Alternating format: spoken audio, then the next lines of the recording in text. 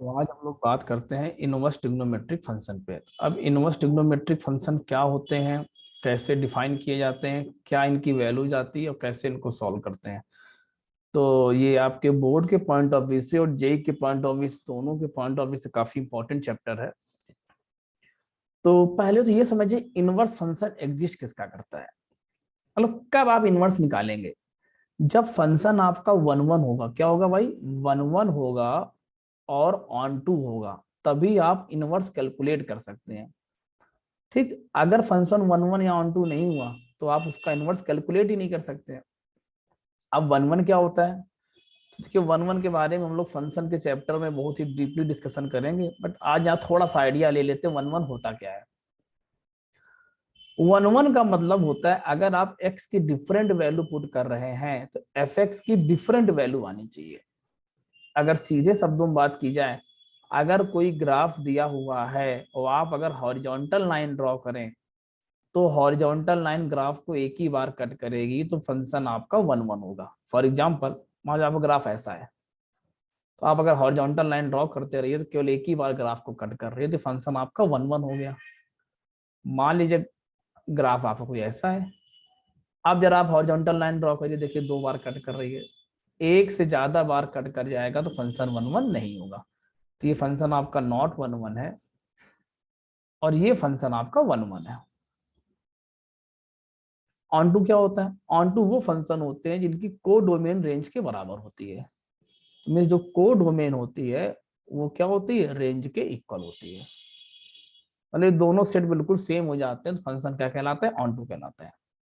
तो ये तो बात रही इनवर्स की। बाकी मैं आपसे पहले ही बोल चुका हूँ, जब फंक्शन चैप्टर पढ़ेंगे तो हम लोग इनवर्स फंक्शन के बारे में काफी डिस्कशन करेंगे, ठीक है। तो पहली बात तो फंक्शन वन वन होना चाहिए, ऑन टू होना चाहिए, तभी उसका इनवर्स एग्जिस्ट करेगा और तभी हम लोग उसका इनवर्स कैलकुलेट कर सकते हैं। बात नंबर दो, दूसरा है ट्रिग्नोमेट्रिक। ट्रिग्नोमेट्रिक फंक्शन में कौन कौन से फंक्शन आते हैं? तो मेनली 6 फंक्शन ट्रिग्नोमेट्रिक फंक्शन में आते हैं। Sine x, cos x, tan x, sec x, cosec x और कॉट एक्स। तो इन 6 फंक्शन के हम लोग इनवर्स के बारे में डिस्कशन करेंगे। फंक्शन तो आप लोग जानते ही हैं। ठीक, तो मेरे ख्याल से इस चैप्टर का नाम तो क्लियर हो गया, इनवर्स ट्रिग्नोमेट्रिक फंक्शन। अब ट्रिग्नोमेट्रिक में सबसे पहला फंक्शन कौन सा आता है? साइन एक्स आता है। तो जरा आप देखते हैं साइन एक्स, मान लो मैंने डिफाइन किया। अब एक बार ये समझ लो, एक कन्वेंशन होता है जब मैं ऐसे लिखता हूँ, आप बुक में लिखा देखते होंगे, इस तरीके से आपको लिखा दिखता होगा। तो इसका मतलब होता है फंक्शन, इसका मतलब होता है डोमेन, और जो ये होता है ये आपका रेंज होता है। को डोमेन होता है, रेंज नहीं होता, को डोमेन होता है, ठीक है ना, ध्यान रखिएगा। ठीक, अब हम बात कर रहे हैं इनवर्स के लिए, तो उस केस में को डोमेन किसके बराबर हो जाएगी? रेंज के बराबर हो जाएगी। तो हो सकता है कई बार मैं इसको रेंज बोल दूं, लेकिन ध्यान रखना वो केवल इनवर्स के केस में ही मैं बोलूंगा, वैसे इसका एक्चुअल नाम होता है को डोमेन। तो मान लीजिए हम एक फंक्शन डिफाइन करते हैं एफ, रियल नंबर से -1 to +1, एफ एक्स आपका है साइन एक्स। एक फंक्शन लिया क्या, रियल नंबर पे है, मतलब इसकी डोमेन रियल नंबर से, इसकी को डोमेन -1 से +1 है और फंक्शन क्या है? Sine x. जैसे ग्राफ ड्रॉ करिए आप, जिसका जब आप ग्राफ ड्रॉ करेंगे तो आपको पता है साइन एक्स एक पीरियोडिक फंक्शन होता है। इस तरीके से इसका ग्राफ ड्रॉ हो जाएगा, मैक्सिमम वैल्यू 1, मिनिमम वैल्यू -1। अब आप देखिए, ग्राफ देख के आप बता सकते हैं फंक्शन वन वन है कि नहीं है। आप देखिए, अगर आप हॉरिजॉन्टल लाइन ड्रॉ करेंगे, देखिए एक से ज्यादा बार कट कर रहा है, एक से ज्यादा बार क्या, बहुत बार कट कर रहा है। तो अगर आप रियल नंबर्स में डिफाइन करते हैं तो ये फंक्शन आपका ऑल रियल नंबर्स पे वन वन नहीं होगा। तो भाई क्या होगा? हमें इनवर्स तो हमने पढ़ा भी है, बुक में हमने चैप्टर भी देखा है, तो हमें इसको वन वन बनाना पड़ेगा। वन वन कैसे बनाएंगे? हम लोग क्या करते हैं, कोई ब्रांच डिफाइन करते हैं, किसी एक पर्टिकुलर इंटरवल पे बात करते हैं जहां फंक्शन अपना वन वन हो सकता है। देखिए, सबसे पहली बात ध्यान रखिए कि हम जो भी ब्रांच लेंगे वो सबसे लॉन्गेस्ट ब्रांच होगी, मीन्स उससे बड़ी ब्रांच पॉसिबल नहीं होगी। तो मान लो मैंने एक ब्रांच लिया -π/2 से लेकर π/2 तक की ब्रांच ली मैंने। तो आप अगर -π/2 से π/2 तक का ग्राफ देखेंगे तो आप देखेंगे इस तरीके से ग्राफ आपको मिलेगा। ये वैल्यू आपकी है π/2, ये वैल्यू क्या है? -π/2। मैक्सिमम वैल्यू इसकी 1 है और मिनिमम वैल्यू इसकी -1 है। तो आप जरा ध्यान से देखिए ये फंक्शन आपका 1 1 है कि नहीं है। आप हॉरिजॉन्टल लाइन ड्रॉ करते रहिए, 1 1 फंक्शन आ गया। और इसकी रेंज क्या है ग्राफ की, -1 से +1, तो भैया ये फंक्शन आपका ऑन टू बन जाएगा। तो कहने का मतलब है जब हम x को -π/2 से π/2 तक रखते हैं तो फंक्शन अपना 1 1 भी हो जाएगा और ऑन टू भी हो जाएगा। तो हम इसका इनवर्स डिफाइन कर सकते हैं। तो किसी के मन में ये बात चल रही होगी कि हम भाई -π/2 से π/2 ही क्यों लें। हम अगर π/2 से लेकर 3π/2 तक की ब्रांच ले लें, क्या ले लें, π/2 से लेकर 3π/2 तक की ब्रांच, इस तरीके से, तो क्या उस केस में फंक्शन 1 1 नहीं होगा, हम कहेंगे बिल्कुल 1 1 होगा। क्या उस केस में ऑन टू नहीं होगा, हम कहेंगे बिल्कुल ऑन टू होगा। तो फिर हम ये वाली ब्रांच लेंगे। देखिए ऐसे तो फिर साइन एक्स में इनफाइनाइट ब्रांचें पॉसिबल है। तो एक जो ब्रांच जो हम लोग को डिफाइन करी गई, जो जिसके बारे में ही हम लोग पढ़ेंगे, वो -π/2 से π/2 तक की ब्रांच है। ये सबसे फेमस ब्रांच है, ठीक है। इसी को प्रिंसिपल ब्रांच कह देते हैं और इसी पे हम लोग पूरा डिस्कशन करते हैं। आप अगर π/2 से 3π/2 करते हैं तो गलत नहीं है, हम बार बार बोले गलत नहीं है, बिल्कुल सही है आपका, बट बुक में आपके आंसर्स मैच नहीं करेंगे। आप जो आंसर निकालोगे वो मैच नहीं करेंगे, ठीक। बुक में जो भी आंसर्स होंगे -π/2 से π/2 के ब्रांच के ही होंगे। इसी को प्रिंसिपल ब्रांच कहते हैं। तो मेरे ख्याल से आपको इतनी बात तो क्लियर हो गई होगी कि हमने -π/2 से π/2 की ब्रांच ही क्यों ली। तो चलिए अब हम इसको डिफाइन करते हैं, f -π/2 से π/2। तो यहां मैंने लिखा -1 से 1, और f फंक्शन मीन्स fx है आपका क्या, fx इक्वल टू है sin x। तो इसका अगर आप ग्राफ देखें तो -π/2 से π/2 में इसका ग्राफ इस तरीके से बनता है।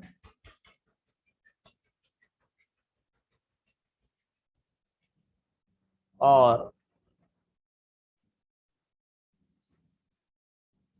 हम पहले ही बता चुके हैं फंक्शन 1 1 भी होगा और ऑन टू भी होगा, तो इसका इनवर्स एग्जिस्ट कर जाएगा। अब बात क्या होती है, जो इनवर्स होता है, जरा एक दो बातें ध्यान सुनिएगा। किसी भी फंक्शन का जो इनवर्स होता है वो यूनिक होता है। वो क्या होता है, यूनिक होता है, मीन्स एक फंक्शन का एक ही इनवर्स एग्जिस्ट करता है। दूसरी बात, जो फंक्शन की रेंज होती है, बात ध्यान सुनना, मैं रेंज टर्म यूज कर रहा हूं क्योंकि को डोमेन रेंज के बराबर हो चुकी है। जो फंक्शन की रेंज होती है वो इनवर्स फंक्शन की डोमेन बन जाती है, और जो फंक्शन की डोमेन होती है वो इनवर्स फंक्शन की रेंज बन जाती है। मीन्स अगर हम f का इनवर्स g को माने, अगर मैं f का इनवर्स किसको मानूं, g को मानूं, तो मैं g को ऐसे डिफाइन करूंगा, -1 से 1, ये क्या बनेगा, -π/2 से π/2। ये हुआ क्या, f का इनवर्स। और जो gx फंक्शन होगा वो लिखा जाएगा साइन इनवर्स, साइन ऐसे लिखा जाता है। ये -1 नहीं है, साइन इनवर्स का सिंबॉलिक रिप्रेजेंटेशन है, ठीक है। आप कोई फॉरेन ऑथर की बुक में करेंगे तो ARG करके लिखेगा, मिलेगा आपको, बट वो कन्वेंशन अपने इंडिया में नहीं चलता। आपको NCERT की बुक हो या कोई भी JEE के पेपर, उसमें इसी तरीके से लिख के आता है। तो GX क्या बन जाएगा, साइन इनवर्स एक्स। तो साइन इनवर्स एक्स की डोमेन क्या हो गई, -1 से +1। रेंज क्या हो गई, -π/2 से π/2। अब जरा इसका ग्राफ ड्रॉ किया जाए। अब एक बात और समझिए, जो इनवर्स फंक्शन होते हैं वो y=x लाइन के अबाउट सिमेट्रिक होते हैं अपने पेरेंट फंक्शन के। पेरेंट फंक्शन मतलब क्या, जैसे मान लो आप साइन एक्स का इनवर्स निकालना चाह रहे हो, तो साइन एक्स को मैंने बोल दिया पेरेंट फंक्शन, ठीक। तो साइन इनवर्स साइन एक्स का जब आप y=x के अबाउट मिरर इमेज लेंगे तो किसका ग्राफ बन जाएगा, साइन इनवर्स x का। तो देखिए मैं आपको ग्राफ बना के दिखाता हूँ, जरा समझने की कोशिश करिएगा। ये लाइन मान लीजिए लाइन है y=x। इस लाइन की भी एक प्रॉपर्टी सुन लीजिए, अगर आप कोई पॉइंट a, b लेते हैं, उसका आप लाइन y=x के अबाउट मिरर इमेज निकालते हैं, ये आपने क्लास 11 में पढ़ा होगा, मिरर इमेज निकालना स्ट्रेट लाइन चैप्टर में। तो मिरर इमेज बन जाता है b, a। मीन्स अगर आप 3, 5 का मिरर इमेज निकालेंगे तो क्या बन जाएगा, 5, 3। अब कोई कहेगा सर 3,5 इधर आ ही नहीं सकता। अरे भाई मैं ऐसे ही बता रहा हूँ, चलो मैं चेंज कर देता हूँ। 5,3 का मिरर इमेज क्या बन जाएगा, 3,5। ठीक है, अब तो सही ना, अब तो कोई गलती नहीं ना। तो कभी कभी क्या होता है बताने में, कोऑर्डिनेट्स में थोड़ा पॉइंट इधर उधर हो जाता है, तो आप लोग थोड़ा सा बातों को समझने की कोशिश करिएगा। तो अब क्या है कि y equal to x line के अबाउट किसी भी पॉइंट का अगर आप इमेज लेते हैं तो आप ध्यान देखिए, जो x कोऑर्डिनेट है वो y से रिप्लेस हो जाता है, और जो y कोऑर्डिनेट है वो x से रिप्लेस हो जाता है। अब हम क्या करेंगे, अब हम पूरे फंक्शन का मिरर इमेज लेंगे। अभी तो हम पॉइंट का ले रहे थे, लेकिन लॉजिक यही लगेगा। तो कैसे लिया जाए मिरर इमेज, जरा इसको समझा जाए। तो जरा समझिएगा, पहले तो हम ड्रॉ करेंगे y equal to sine x और y equal to x line. इतना ड्रॉ करने के बाद हम उसका बनाएंगे मिरर इमेज, किसके रिस्पेक्ट में, y equal to x line के रिस्पेक्ट में। तो ये मान लीजिए आपका है x और y प्लेन, ये आपका ग्राफ है किसका, साइन एक्स का। अब हम यहाँ ग्राफ ड्रॉ कर रहे हैं, सॉरी ये ग्राफ है y इक्वल टू एक्स का। अब हम यहाँ पे ड्रॉ कर रहे हैं किसका ग्राफ, साइन एक्स का। तो ये मान लीजिए आपका साइन एक्स है, ये वैल्यू π/2, ये वैल्यू आपकी क्या -π/2। इसके करस्पॉन्डिंग y की वैल्यू कितनी आ रही है, 1, और यहाँ पे क्या आ रही है, -1। अब जरा इस रेड वाला जो ग्राफ है साइन एक्स का, इसका हम ले रहे हैं मिरर इमेज। तो कैसे बनेगा भाई, तो अगर आप देखें ध्यान से, ये पॉइंट के कोऑर्डिनेट्स क्या होंगे, π/2, 1 होंगे। तो इसका जब y इक्वल टू एक्स के अबाउट मिरर इमेज लोगे तो क्या आ जाएगा, 1, π/2 हो जाएगा। तो 1, π/2 यहाँ का कोई पॉइंट है, मान लीजिए 1, π/2। इस तरीके से ये ग्राफ बनेगा। ये पॉइंट आपका क्या है, -π/2, -1। इसका इमेज क्या बन जाएगा, -1, π/2,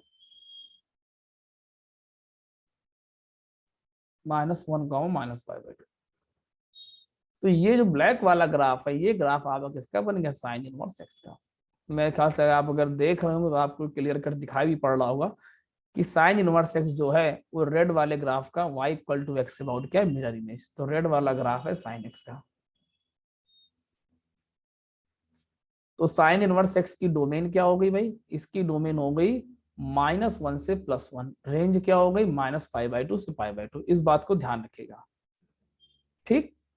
ये डिफाइन x की वैल्यू -1 से +1 के बाहर नहीं जानी चाहिए। मान लो कोई आपसे बोला कि साइन इनवर्स 2 की वैल्यू निकालो, तो आप क्या करेंगे, नॉट पॉसिबल। क्यों नॉट पॉसिबल, क्योंकि जो भी अंदर वैल्यू लिखी है फंक्शन के अंदर वो उसकी डोमेन के बाहर नहीं जानी चाहिए। अगर बाहर चली गई है तो फिर हम लोग डिफाइन नहीं कर सकते, डोमेन के बाहर हम फंक्शन को डिफाइन नहीं कर सकते। अच्छा, साइन इनवर्स एक्स की रेंज क्या होगी, -π/2 से π/2। इतनी बात मेरे ख्याल से आप लोग को क्लियर हो गई होगी। अब जरा दूसरी बात पे आते हैं, ये आखिर इनवर्स होता क्या है। मन में क्वेश्चन तो इनवर्स होता क्या है। इनवर्स देखो भाई, जब आप लोगों ने इनवर्स फंक्शन पढ़ा होगा, इनवर्स फंक्शन तो बेसिकली होता क्या है, जब आपकी x की वैल्यू होती है, मान लीजिए हम इसका इनवर्स निकालने चले थे, मैंने माना था y equal to sine x. अब मुझे यहाँ से x की वैल्यू निकालनी है, तो साइन को मैं इस तरफ भेजूंगा। तो ये जब इस तरफ आएगा तो यहाँ लिखा जाएगा sine inverse y equal to x. अब चूंकि जो फंक्शन में होता है उसमें इंडिपेंडेंट वेरिएबल हम लोग x मानते हैं और डिपेंडेंट को y मानते हैं, तो इसका जो इनवर्स की फॉर्म में लिखेंगे तो हम क्या लिखेंगे, f inverse x equal to क्या लिख देंगे, sign inverse x।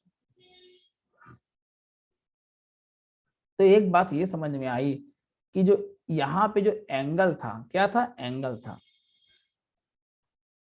Means sign inverse x ये क्या रिप्रेजेंट करेगा, ये एंगल को रिप्रेजेंट करेगा। ध्यान सुनना, ये किसको रिप्रेजेंट करेगा, एंगल को। इस बात को ध्यान रखिएगा, कहीं भी आपको साइन इनवर्स एक्स लिखा दिख जाए मतलब वो एंगल है। कॉस इनवर्स एक्स लिखा मिल जाए वो भी एंगल है, tan इनवर्स एक्स लिखा मिल जाए वो भी एंगल है। जैसे कहीं पे ऐसे लिखा हुआ है साइन थीटा या साइन एक्स इक्वल टू 1/3। अब भाई आपको इसकी वैल्यू तो याद नहीं है, जैसे साइन एक्स इक्वल टू लिखा होता 1/2, तो आपको इसकी वैल्यू याद थी कि नहीं याद थी, आप तुरंत क्या लिख देते हैं, x इक्वल टू π/6। ऑब्वियसली हम जो वैल्यू लेंगे -π/2 से π/2 के बीच के ही लेंगे, उसका रीजन मैं आपको पहले ही बता चुका हूं। अब यहां कोई बोले आपसे x निकालो, तो x क्या बोलेंगे आप, साइन इनवर्स 1/3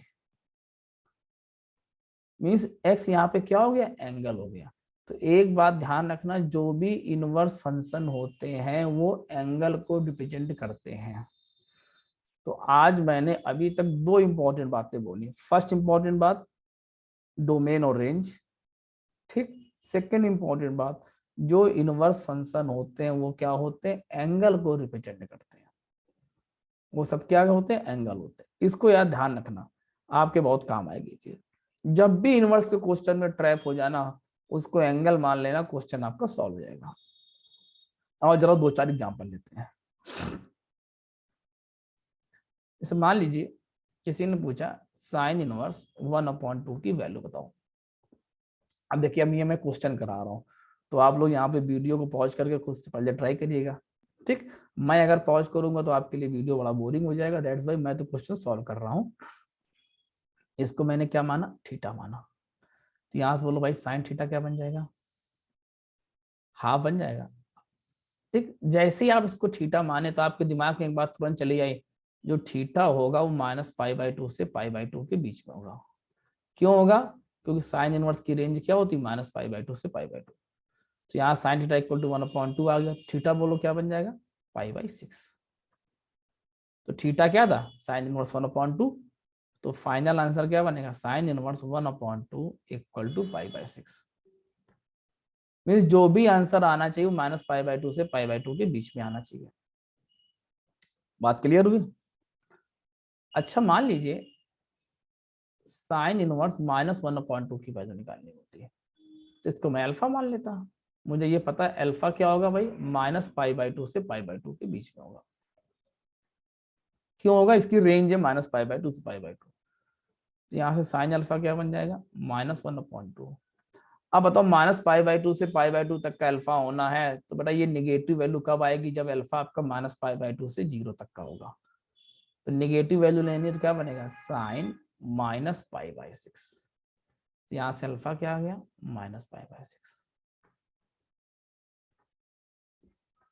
तो मतलब क्या हुआ इसका, इसका मतलब ये हुआ कि जब आपका साइन इनवर्स के अंदर लिखा x पॉजिटिव होगा तो आंसर आपका 0 से π/2 तक आएगा, और जब साइन इनवर्स x में x नेगेटिव होगा तो आंसर आपका -π/2 से 0 तक आएगा। तो क्या हम ऐसे भी एक कंक्लूजन ड्रॉ कर सकते हैं कि sine inverse -x equal to -sine inverse x।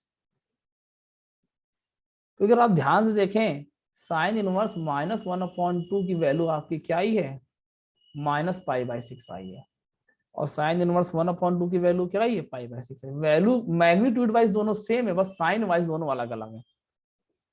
क्योंकि ये निगेटिव था तो ये निगेटिव वैल्यू आ गई, ये पॉजिटिव था तो वैल्यू आपकी पॉजिटिव आ गई।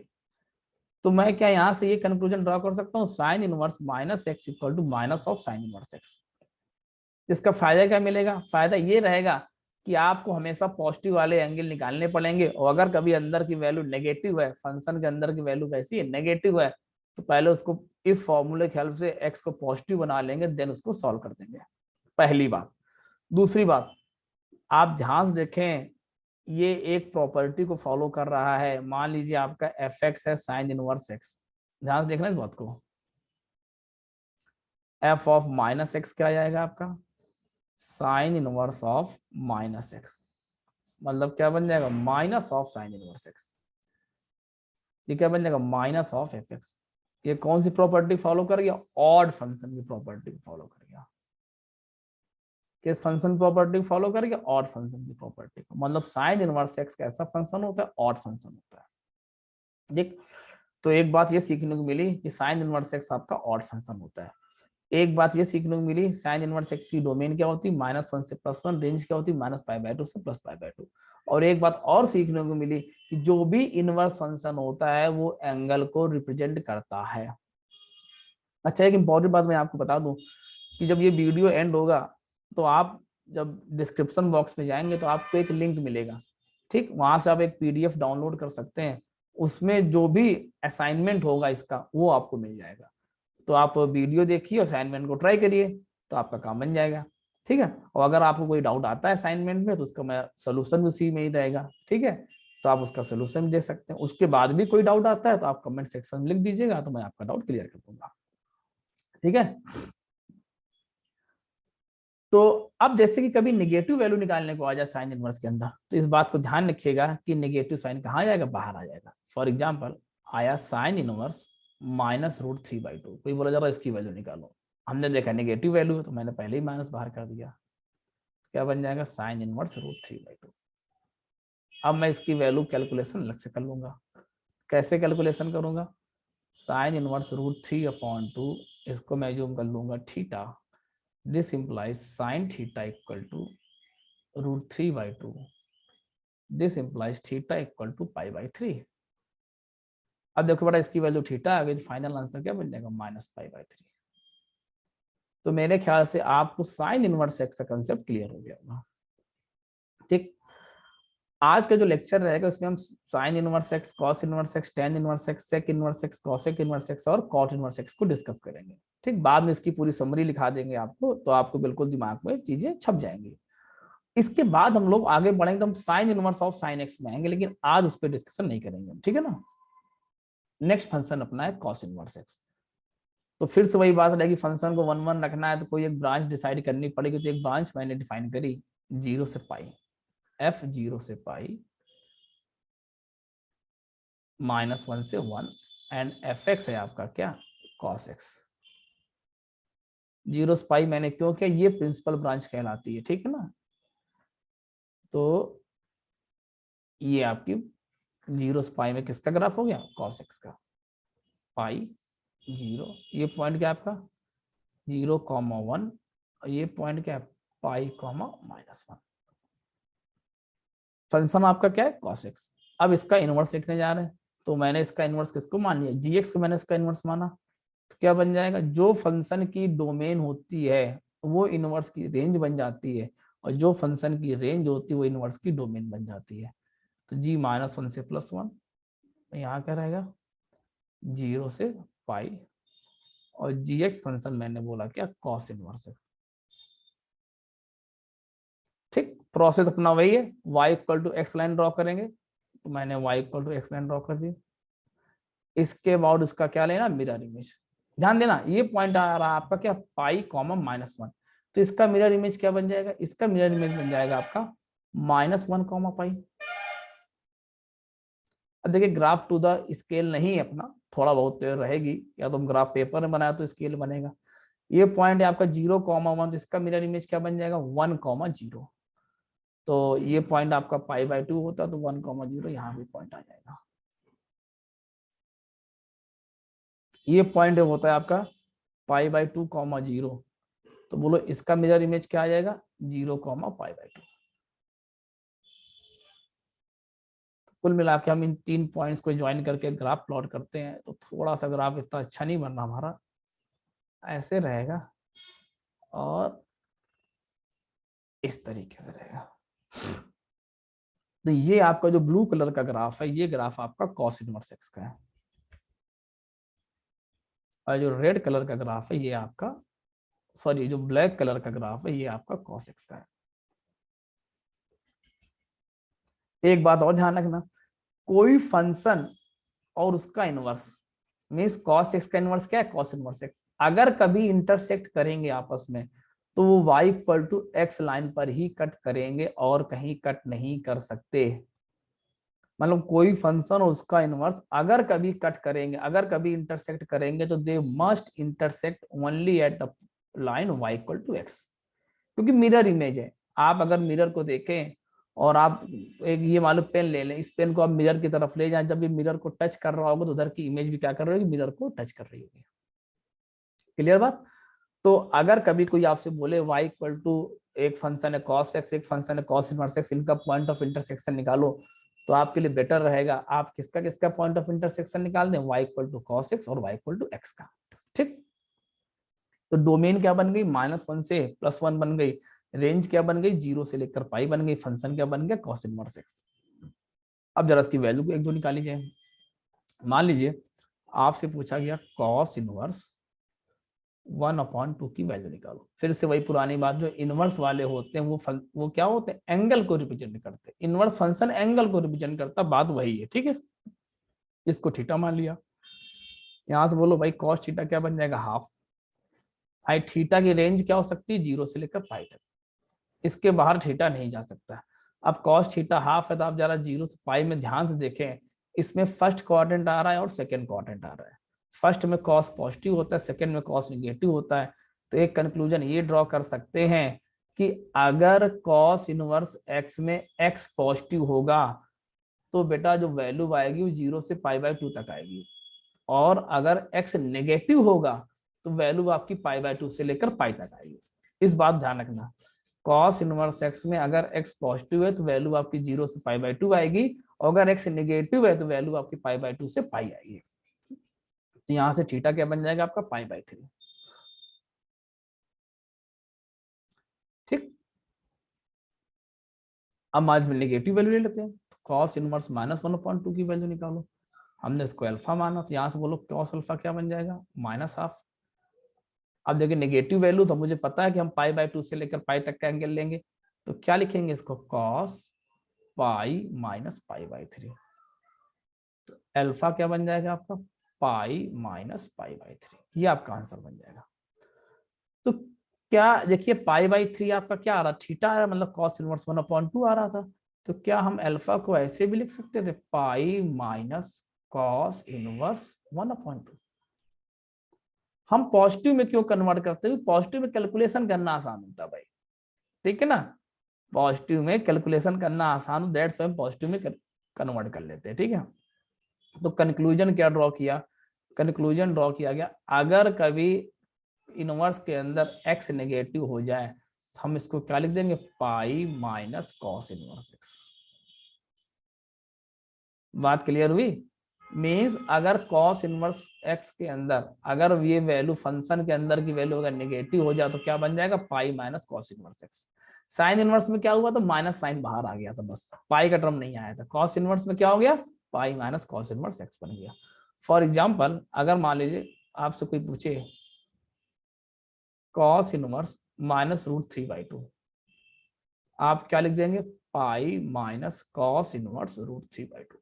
अब भैया कॉस इनवर्स √3/2 आप निकालिए थीटा मान करके, इसको थीटा मान के सॉल्व करिए, ये वैल्यू आपकी π/6 आएगी, ये मैं नहीं बताऊंगा। ये क्या बन जाएगा, पाई माइनस π/6, फाइनल आंसर क्या बनेगा, 5π/6।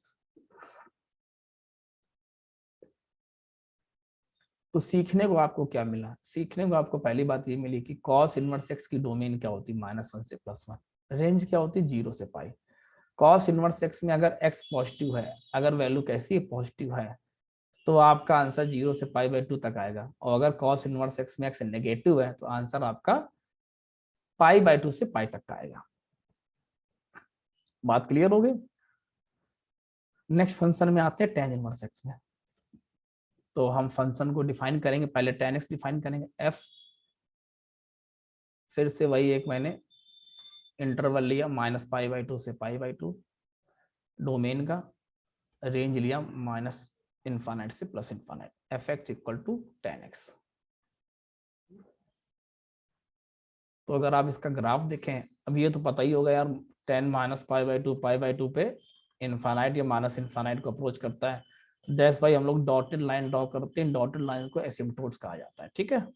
ये आप अगर इसके बारे में आपको सीखना है तो आप 11th के ट्रिग्नोमेट्रिक के लेक्चर को देखिएगा, तो उसमें आपको मिल जाएगा। वही फिलहाल मैंने बनाए नहीं है, जल्दी ही मैं बना के डालूंगा, ठीक है। ये आपका tan x ग्राफ है,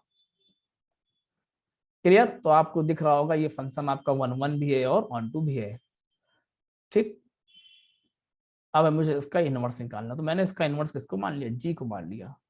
तो भाई बोलो जी की डोमेन क्या बन जाएगी, -∞ से ∞, और जी की रेंज क्या बनेगी, -π/2 से π/2। फिर से लॉजिक वही है कि फंक्शन की डोमेन इनवर्स की रेंज बनती है, फंक्शन की रेंज इनवर्स की डोमेन बनती है, और ये फंक्शन आपका निकल गया है क्या, tan इनवर्स एक्स।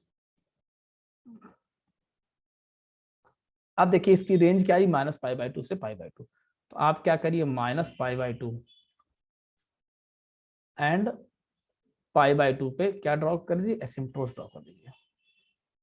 अब एक बात आपको पता होगी कि जो tan x होता है वो y equal to x line से ग्रेटर होता है। तो मीन्स ये आपकी जो लाइन होगी ना, हम ब्लू कलर से ड्रॉ करते हैं, ये जो लाइन होगी ये आपकी y equal to x line होगी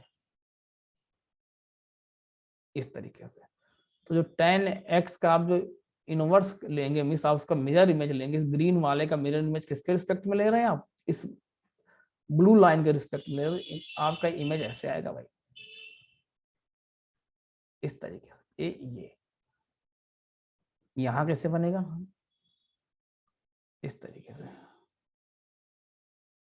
ठीक, तो ये जो रेड वाला ग्राफ बना हुआ है ये आपका ग्राफ है tan इनवर्स x का। ये ग्रीन वाला जो ग्राफ है ये ग्राफ है आपका tan x का, और ये जो ब्लू वाला ग्राफ है ये आपका y इक्वल टू एक्स का। ठीक, मेरे ख्याल से आपको बात समझ में आ गई होगी। ठीक, तो आज जरा एक दो वैल्यू चेक करते हैं, ठीक है ना। अच्छा, इसी फंक्शन का जो इनवर्स होता है यूनिक होता है, मतलब इनवर्स फंक्शन में आप x कुछ भी पुट करोगे तो आपका जो आउटपुट आएगा वो यूनिक आएगा, मतलब एक ही आउटपुट आएगा, दो नहीं आ सकते, ठीक है ना, दो नहीं आ सकते, निकालवा हो जाएगा। क्योंकि फंक्शन के x की एक वैल्यू के लिए fx की एक ही वैल्यू होती है, अगर दो वैल्यू आ जाए तो फंक्शन नहीं होता वो। मान लीजिए किसी ने आपसे पूछा tan इनवर्स 1 क्या होगा, फिर से पुरानी बात, जो भी इनवर्स फंक्शन होते हैं एंगल को रिप्रेजेंट करते हैं, तो उसको मैंने थीटा मान लिया, तो यहाँ से बोलो क्या बन जाएगा, tan थीटा इक्वल टू 1, तो थीटा इक्वल टू क्या बन जाएगा, π/4। देखो भाई इसकी रेंज है -π/2 से π/2, तो मतलब इसमें दो इंटरवल है बेसिकली, एक इंटरवल है क्या -π/2 से 0 का, एक इंटरवल है 0 से लेकर π/2 तक का। तो जब आपका x पॉजिटिव होगा तो tan इनवर्स x का आंसर 0 से π/2 के बीच में आएगा, और जब आपका x नेगेटिव होगा तो tan इनवर्स x का आंसर -π/2 से 0 के बीच में आएगा।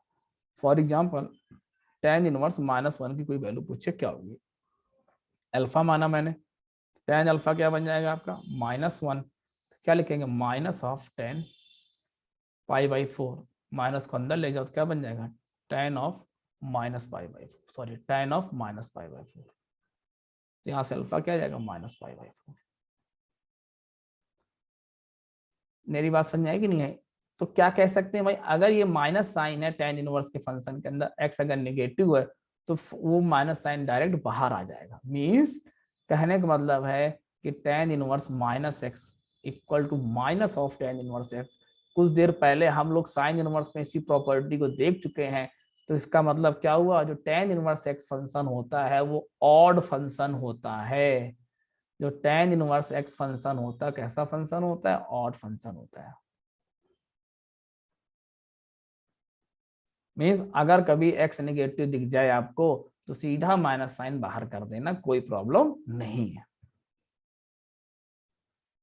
ठीक, आपसे कोई पूछे tan इनवर्स -√3 क्या होगा, अब देखिए इस क्वेश्चन में आपको पेन नहीं चलाना चाहिए, tan इनवर्स -√3 क्या होगा, आपको देखा नेगेटिव वैल्यू तो माइनस बार खींचो, क्या बनेगा माइनस ऑफ tan इनवर्स √3, और tan इनवर्स √3 क्या होता है π/3 होता है, तो आंसर क्या बन जाएगा -π/3। तो मेरे ख्याल से आपको कोई बात समझ में आ गई होगी। ठीक, अगर आप नहीं समझ पा रहे तो आप वीडियो को रोकिए, क्वेश्चन को सॉल्व करके देखिए, नीचे मैं असाइनमेंट आपको दे दूंगा। असाइनमेंट आपकी एनसीईआरटी की ही है, बाकी कोई हमने कोई नया असाइनमेंट अभी तो नहीं बनाया, बहुत ही बेसिक लेक्चर है, तो उसको आप लोग जरूर अटेम्प्ट करिएगा, उसके सोल्यूशन भी मैं अटैच कर दूंगा, तो आप आराम से उसके सोल्यूशन देखिएगा, आपका फायदा होगा। तो तीन फंक्शन हो गए, sign inverse x, cos inverse x और tan इनवर्स एक्स। नेक्स्ट आते हैं हम लोग कॉट इनवर्स एक्स में। कॉट इनवर्स के लिए पहले एक फंक्शन डिफाइन करते हैं, 0 से पाई माइनस इनफाइनाइट से infinite f(x) equal to cot x. तो अगर आप कॉट एक्स का ग्राफ देखें 0 से पाई में इस तरीके से बनता है कॉट एक्स ग्राफ,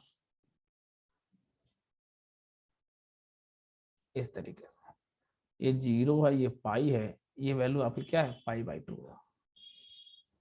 ठीक, अब मुझे इसका इनवर्स निकालना है, तो फिर से हम वही बात करेंगे, जी को मैंने इसका इनवर्स में माना, डोमेन क्या बन जाएगी माइनस इनफाइनाइट से इनफाइनाइट, रेंज क्या बन जाएगी 0 से पाई बन जाएगी, और आपका जो फंक्शन बनेगा वो बनेगा कॉट इनवर्स एक्स। फिर से वही बात हमारी कि जो इनवर्स फंक्शन होते हैं वो क्या होते हैं, y equal to x line के अबाउट अपने पेरेंट फंक्शन के मिरर इमेज होते हैं। तो मैंने एक लाइन ड्रॉ की y इक्वल टू एक्स, और मैं क्या करूंगा, इसका मिरर इमेज निकालूंगा, किसका, कॉट इनवर्स एक्स का। देखो बेटा एक पॉइंट है ये पॉइंट क्या, π/2, 0, ठीक है कि नहीं है। तो पहले जरा इसकी रेंज देखो 0 से लेकर पाई तक है, तो आप एक पाई की लाइन ड्रॉ कर दीजिए जैसे करके। इस पॉइंट का मिरर इमेज क्या होगा, π/2, 0 का मिरर इमेज क्या बन जाएगा, 0, π/2। आप देखिए जब आपका x π/2 से लेकर पाई तक गया तो cot x की वैल्यू कैसी बन गई, नेगेटिव बन गई। जब cot x की वैल्यू नेगेटिव बन रही है तो cot इनवर्स x में x नेगेटिव होगा, तो आंसर क्या आएगा, π/2 से लेकर 0 तक आएगा, सॉरी π/2 से लेकर पाई तक आएगा। तो इसका जो ग्राफ बनेगा आपका वो इस तरीके से बनेगा। ये थोड़ा सा हमारा ग्राफ गड़बड़ बन रहा है, गड़बड़ क्या मतलब थोड़ा सा उतना अच्छा कर्वेचर, और इस पॉइंट पर दोनों ग्राफ एक दूसरे को कट करेंगे। ध्यान रखना इस पॉइंट पर दोनों ग्राफ एक दूसरे को कट करेंगे। याद रखना कोई फंक्शन अगर अपने इनवर्स को इंटरसेक्ट करता है तो केवल y equal to x line के अबाउट ही कर सकता है और कहीं नहीं करता है। आप अगर बहुत ध्यान से देखें तो ब्लू ग्राफ और रेड ग्राफ आपको एक दूसरे के मिरर इमेज दिखाई पड़ रहे होंगे, ठीक है। तो ये जो रेड वाला ग्राफ बना है ये आपका ग्राफ किसका बना है, वो कॉट इनवर्स एक्स का। आप अगर एक बात गौर करें, इसकी रेंज क्या है, 0 से लेकर पाई तक है। कुछ देर पहले मैंने एक फंक्शन किया था कॉस इनवर्स एक्स, उसकी रेंज क्या थी, 0 से लेकर पाई। आप चाहो तो बैक करके देख सकते हो, कॉस इनवर्स एक्स की रेंज क्या थी, 0 से लेकर पाई। और वो ग्राफ भी जो था कॉस इनवर्स एक्स का, वो अपने पेरेंट फंक्शन को इंटरसेक्ट कर रहा था, और ये वाला ग्राफ भी इंटरसेक्ट कर रहा है। अच्छा, काफी कुछ सिमिलरिटी दिख रही है मेरे तो मतलब। दूसरी बात, कॉस इनवर्स एक्स में जब एक्स आपका निगेटिव था तो आउटपुट कहां से कहां तक आ रहा था, π/2 से लेकर पाई तक। तो क्या कॉट इनवर्स एक्स में भी ऐसा ही होगा कि जब एक्स आपका निगेटिव होगा तो आउटपुट कहां से कहां तक आएगा, π/2 से लेकर पाई तक। आप ग्राफ में देख सकते हैं एक्स निगेटिव मतलब ये वैल्यू, जब आप ये वैल्यू पुट करेंगे तो आपका आउटपुट कहां पे आएगा, ये वाले आएंगे। और जब आप एक्स पॉजिटिव वैल्यू पुट करें तो आपके आउटपुट ये वाले आएंगे। तो कहने का मतलब क्या हुआ भाई, ये just like a cos inverse x हो गया। मीन्स कॉस इनवर्स एक्स में जब एक्स पॉजिटिव था तो वैल्यू क्या आ रही थी, 0 से लेकर π/2 तक, और एक्स नेगेटिव वैल्यू π/2 से लेकर पाई तक। सिमिलर कॉट इनवर्स एक्स में भी जब एक्स पॉजिटिव होगा तो वैल्यू 0 से लेकर π/2 तक आएगी, और जब एक्स नेगेटिव होगा तो वैल्यू आपकी π/2 से लेकर पाई तक आएगी। तो भैया इसका एक फॉर्मूला भी लिख सकते हैं हम लोग, cot inverse x minus x, sorry cot inverse minus x, means जब ये वैल्यू नेगेटिव होगी, देखो भैया जब माइनस एक्स लिखते हैं उसका मतलब ये एक्स पॉजिटिव है, इससे कंफ्यूजन हो जाना, मतलब कहने मतलब ये वैल्यू नेगेटिव है, तो ये क्या बनता है, pi minus cot inverse x. Means अगर कोई आपसे पूछे कॉट इनवर्स -√3 की वैल्यू बताओ, तो हम सीधा क्या लिखेंगे, pi minus cot inverse √3। Cot inverse √3 क्या होता है, π/6 होता है। अब यार ये वैल्यू डायरेक्ट निकालना सीख लो, ठीक है। अब ये वैल्यू नहीं बताऊंगा मैं, कॉट इनवर्स √3 को थीटा मानो, तो कॉट थीटा बराबर √3, थीटा क्या जाएगा, π/6। तो आंसर क्या बन जाएगा, 5π/6। तो मेरे ख्याल से आपको ये बात क्लियर हो गई होगी। तो कुल मिलाकर के एक फंक्शन आपको और समझ में आ गया। 4 फंक्शन कवर कर लिए हम लोगों ने, sign inverse x, cos inverse x, tan inverse x और कॉट इनवर्स एक्स। अब बात करते हैं हम लोग कॉसेक इनवर्स एक्स की। ध्यान देना, फंक्शन डोमेन लिखने जा रहे हैं -π/2 से 0 यूनियन 0 से π/2। 0 एक्सक्लूड क्यों किया गया है भाई, क्योंकि कॉसेक 0 क्या होता है, इनफाइनाइट होता है। जिस पॉइंट पे फंक्शन इनफाइनाइट को अप्रोच कर जाता है तो उस पॉइंट को डोमेन से हमें एक्सक्लूड करना पड़ता है। कॉसेक एक्स की रेंज क्या होती है, इसकी रेंज होती है -∞ से -1। यूनियन 1 से इनफाइनाइट। जरा ग्राफ देखते हैं हम लोग कॉसेक का। अगर आपकी सिंपलिसिटी के लिए मैं बता देता हूं, साइन का ग्राफ ऐसा था, ये वैल्यू क्या थी π/2, ये वैल्यू क्या थी -π/2। तो कॉसेक का ग्राफ बनेगा बेटा वो ऐसे बनेगा, इस तरीके से। ये ग्राफ किसका बन गया कॉसेक का, ये वैल्यू 1 और ये वैल्यू क्या बनी -1। जो ब्लू वाला ग्राफ है ये कॉसेक एक्स का ग्राफ है। तो इसका जब आप एफ एक्स आपका था यहाँ पे क्या कॉसेक एक्स, तो भाई हम इसका इनवर्स निकालने जा रहे हैं, तो इसके इनवर्स को मैंने जी माना, तो जो डोमेन रेंज थी वो किससे कन्वर्ट हो जाएगी इसकी डोमेन में, और जो फंक्शन की आपकी डोमेन थी वो इनवर्स फंक्शन की रेंज में कन्वर्ट हो जाएगी, इस तरीके से। और क्या बन जाएगा जी एक्स आपका कॉसेक इनवर्स एक्स। क्लियर। अब आप क्या करें, जरा कॉसेक इनवर्स एक्स का ग्राफ बनाने की कोशिश करें। जो कॉसेक इनवर्स एक्स का ग्राफ बनेगा मैं आपकी हिंट के लिए बता देता हूं, साइन इनवर्स एक्स का ग्राफ मैंने कुछ देर पहले बनाया था, कुछ इस तरीके से साइन इनवर्स एक्स का ग्राफ बन के आया था, अगर आपको याद है तो। अभी कुछ देर पहले ही मैंने बताया है, -1 1, ये वैल्यू क्या थी π/2 और ये वैल्यू क्या थी आपकी -π/2। तो जो कॉसेक इनवर्स एक्स का ग्राफ बनेगा वो इस तरीके से बनेगा, ये और ये। तो ये रेड वाला ग्राफ है, ये कॉसेक इनवर्स एक्स का ग्राफ है, ठीक है ना। अब देखो 4 फंक्शन ग्राफ मैंने बना के दिखाए हैं, बाकी के 2 फंक्शन के ग्राफ मैंने डायरेक्टली थोड़ा सा बनाए हैं। तो आप लोग कोशिश करिएगा समझने की, समझ में नहीं आता तो कमेंट बॉक्स में लिखिएगा, तो मैं आपको एक वीडियो इसका भी बना करके डाल दूंगा, ठीक है ना। फिर से जरा गौर करिए, इसकी जो रेंज है, इसकी रेंज कुछ कुछ वही है जो साइन इनवर्स एक्स की थी, बस एक ही पॉइंट तो हटाया गया है 0, बाकी तो वही है कि नहीं।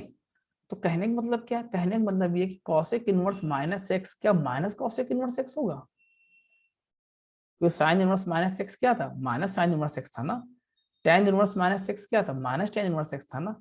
तो भैया कॉसेक इनवर्स -x भी माइनस कॉसेक इनवर्स x होगा।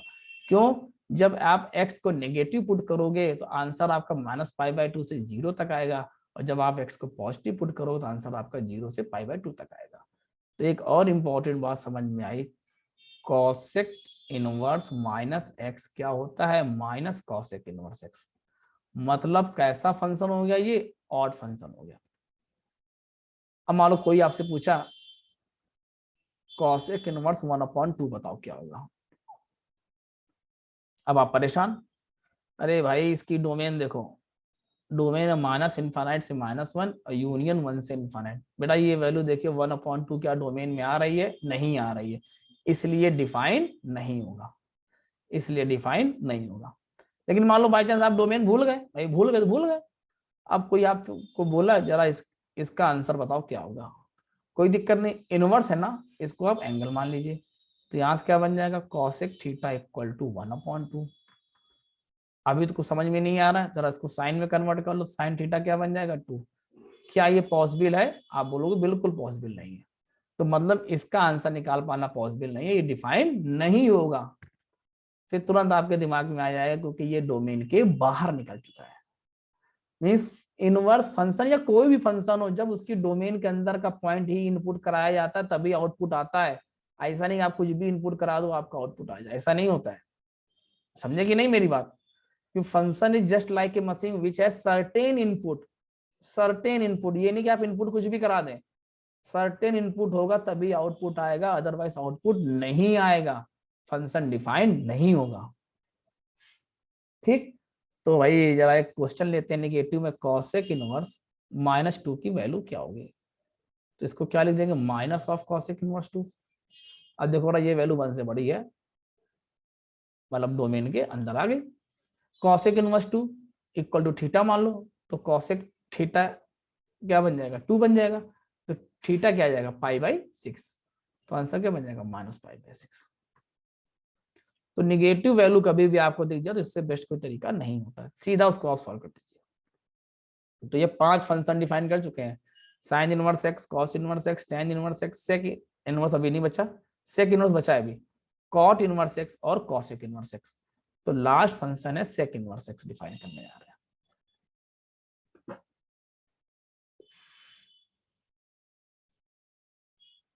जीरो से π/2 यूनियन π/2 से पाई, माइनस इन्फानाइट से -1 यूनियन 1 से इन्फानाइट। ये मैंने फंक्शन जो है सेक एक्स को डिफाइन किया, उसकी डोमेन और उसकी रेंज को। अगर आपको सेक के बारे में जानकारी नहीं है तो कॉस का ग्राफ ऐसे बनता है, ये कॉस का ग्राफ होता है। अब हम बनाने जा रहे हैं सेक का ग्राफ। तो देखिए कॉस जो होता है π/2 पे 0 होता है ना, तो सेक का ग्राफ जो ऐसे बन जाएगा, π/2 वैल्यू कहाँ अप्रोच कर जाएगी, टुवर्ड्स इन्फानाइट। ये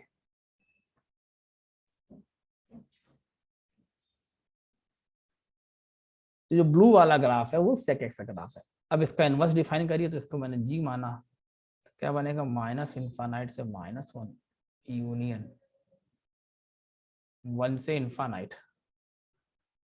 ये आपका रहेगा 0 से π/2 यूनियन π/2 से पाई। ठीक, and function is sec inverse x. तो भैया जरा कॉस इनवर्स एक्स का ग्राफ याद है, अभी कुछ देर पहले मैंने बनवाया था, कुछ ऐसा ग्राफ था कॉस इनवर्स एक्स का। ये वैल्यू थी आपकी क्या, 1,0। ये वैल्यू क्या थी आपकी, 0,π/2। और ये वैल्यू आपकी क्या थी भाई, -1,π। ठीक, अब मैं बनाने जा रहा हूँ क्या, सेक इनवर्स एक्स। तो ध्यान देना बेटा, सेक इनवर्स एक्स के π/2 पे रेंज में ओपन ब्रैकेट लगा हुआ है, तो ग्राफ क्या करेगा, π/2 को अप्रोच करेगा। तो इस तरीके से एक लाइन ड्रॉ करिए, ये इसकी एसिम्पटोट्स कहलाएगी। सेक इनवर्स एक्स की वैल्यू कभी भी π/2 नहीं हो सकती है। क्यों, आपको पता है, क्योंकि सेक π/2 डिफाइन नहीं होता है। इस तरीके से ग्राफ बनेगा। ये देखिए π/2 को अप्रोच करेगा इधर से भी ऐसे अप्रोच करेगा। तो जो रेड वाला ग्राफ है किसका ग्राफ बन गया, सेक इनवर्स एक्स का। ठीक, फिर से वही बात, अगर आप x यहाँ पॉजिटिव इनपुट कराओगे तो आउटपुट आपका 0 से π/2 के बीच में आएगा। अगर x आप निगेटिव इनपुट कराओगे तो आउटपुट आपका π/2 से पाई के बीच में आएगा। कहने का मतलब क्या, कहने का मतलब ये है कि सेक इनवर्स -x मींस जब ये वैल्यू नेगेटिव होगी तो ये क्या बनेगा, pi minus sec inverse x. क्या बनेगा, pi minus sec inverse x, ये वैल्यू आपकी बन जाएगी। अच्छा भाई, तो जब ये pi minus sec inverse x आपका ये बन रहा है, तो जरा इस पे हम लोग गौर करते हैं। बात करते हैं सेक इनवर्स -2 की, तो हम क्या लिखेंगे, पाई माइनस सेक इनवर्स 2। तो क्या लिखेंगे, सेक थीटा इक्वल टू 2, तो थीटा इक्वल टू π/3। तो आंसर क्या बनेगा, पाई माइनस π/3। क्या बन जाएगा भाई, 2π/3। तो मेरे ख्याल से आपको ये फंक्शन समझ में आ गया होगा। मैं पॉजिटिव वैल्यू एग्जांपल नहीं ले रहा हूँ, क्योंकि नेगेटिव वैल्यू एग्जांपल लेने से पॉजिटिव वैल्यू अपने आप सॉल्व हो जाती है। तो अभी तक जो भी आपने सीखा उससे आप ध्यान से देखें, तो रेंज के टर्म में केवल 2 ही वैल्यू आई है, या तो -π/2 से π/2 आई है, और कुछ पॉइंट को इंक्लूड या एक्सक्लूड करना है, या 0 से पाई आई है। जब रेंज -π/2 से π/2 की थी, तो जो भी फंक्शन था अगर उसके अंदर नेगेटिव इनपुट आता है तो माइनस साइन तुरंत बाहर आ जाता है। और जब रेंज आपकी 0 से पाई वाला सेगमेंट था, तो अगर नेगेटिव वैल्यू अंदर आती है तो पाई माइनस दैट फंक्शन बन जाता है, पहली बात। दूसरी बात, डोमेन में 3 टाइप की डोमेन मिली है, एक -1 से 1, एक माइनस इन्फानाइट से इन्फानाइट, एक माइनस इन्फानाइट से -1, और यूनियन 1 से इन्फानाइट। तो अगर आप इस तरीके से ध्यान रखेंगे तो आपको डोमेन और रेंज पूरी क्या रहेंगी, हमेशा याद रहेंगी। देखिए इनवर्स की पहली बात है कि फंक्शन की डोमेन और रेंज याद होनी चाहिए, ठीक है ना। तो मैं ऐसा करता हूँ, यहाँ पे मैं इसको आज के लेक्चर को समराइज कर देता हूँ। Function, domain of function and range of function. तो पहला फंक्शन था हमारा साइन इनवर्स एक्स। डोमेन क्या है इसकी, -1 से 1। रेंज इसकी क्या है, -π/2 से π/2। मेरे ख्याल से याद हो गया होगा आपको। नेक्स्ट फंक्शन था कॉस इनवर्स एक्स। डोमेन इसकी क्या है, -1 से 1। रेंज इसकी क्या है, 0 से π। फिर था tan इनवर्स एक्स। डोमेन क्या है जिसकी, -∞ से इनफाइनाइट। रेंज क्या थी, -π/2 से π/2। नेक्स्ट फंक्शन था कॉट इनवर्स एक्स। डोमेन क्या थी भाई, -∞ से इनफाइनाइट। रेंज क्या थी इसकी, 0 से लेकर π। फिर कॉसेक इनवर्स एक्स। डोमेन -∞ से -1, यूनियन 1 से इनफाइनाइट। इसकी रेंज क्या थी, -π/2 से 0, यूनियन 0 से π/2। इसको आप ऐसे भी लिख सकते हैं, -π/2 से π/2 एक्सेप्ट 0, एक्सेप्ट 0। लास्ट फंक्शन था सेक इनवर्स एक्स। डोमेन -∞ से -1, यूनियन 1 से इनफाइनाइट। रेंज 0 से π एक्सेप्ट π/2। अब समझना मैंने कैसे लिखा है, ठीक है ना, मैंने इस तरीके से लिखा है। अब ये बुद्धि आपको लगाना ये मैंने कैसे लिखा है, ठीक है ना। और बाकी मैंने पूरा पीछे एक्सप्लेन कर ही रखा है इसकी डोमेन और रेंज क्या होती है। इन डोमेन्स को आप ऐसे भी लिख सकते हैं, mod of x greater than और इक्वल टू 1। अब भैया ये काम आपका, ये बुद्धि आप लगाइए कैसे लिखा मैंने, ठीक है ना। जब हम इनइक्वालिटीज पढ़ाएंगे मॉडुलस फंक्शन की, तो आप इसको देख सकते कैसे लिखा गया था, ठीक है। तो अगर आप गौर करें तो केवल 3 रेंज डोमेन है अपने पास, 3 के अलावा और कोई डोमेन नहीं है। और रेंज के टर्म में बात करें तो ये रेंज और ये रेंज, तीनों लगभग सेम है। कुछ 1-2 पॉइंट्स का ही डिफरेंस है, बाकी पैटर्न सेम है, ठीक है। एग्जैक्टली सेम नहीं कह रहा हूँ, 1-2 पॉइंट्स का डिफरेंस है, ठीक है ना। और एक रेंज है क्या, ये और एक रेंज है आपकी ये भी तीनों लगभग सेम है। ये जब रेंज हुई है तो आपने गौर किया हो, फंक्शन के अंदर जब भी -x गया तो माइनस बाहर आ गया। Sign inverse -x minus sign inverse x, tan inverse -x minus tan inverse x, and cosec inverse -x minus cosec inverse x। और जब रेंज 0 से पाई वाली गई है और उसमें जब माइनस इनपुट कराया गया है, for example cos inverse -x क्या है, pi minus cos inverse x, sec inverse -x pi minus sec inverse x, and last one is cot inverse -x is pi minus cot inverse x। Clear. तो भैया ये आज का lecture था, ये आज का लेक्चर पूरा हुआ। आप लोग को मैं असाइनमेंट अटैच कर दूंगा। असाइनमेंट का एनसीईआरटी की पहली एक्सरसाइज ही है, तो उसके आप क्वेश्चन थोड़ा प्रैक्टिस करिएगा तो आपका फायदा होगा। चलिए भाई, टेक केयर।